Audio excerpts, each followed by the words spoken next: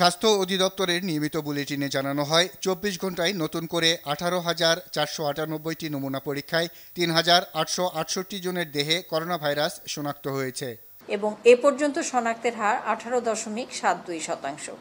এ পর্যন্ত শনাক্ত হয়েছে ১,৩০,৪৭৪ জন।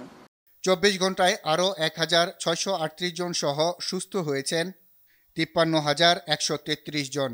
এদিকে রাজধানীর মুগদা মেডিকেল কলেজ ও হাসপাতালে নমুনা দিতে এসে শারীরিক দূরত্ব না মেনে লাইনে দাঁড়াতে হচ্ছে। অনেকে আবার রিপোর্ট পেতে কয়েকদিন লেগে যাওয়ার অভিযোগ করেন।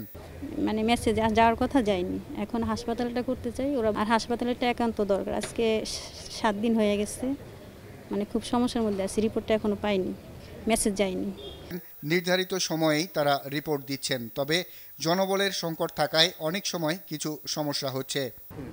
যারা আসবে টোকেনটা দিলে রিপোর্ট পেয়ে যাবে।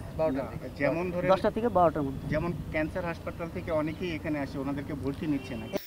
নারায়ণগঞ্জের কয়েকটি হাসপাতালে ঘুরে ভর্তি করাতে না পেরে এই রোগীকে মুগদা হাসপাতালে আনা হয়, কিন্তু অ্যাম্বুলেন্সেই অক্সিজেন লাগানো অবস্থায় মুখ দিয়ে রক্ত আসে তার।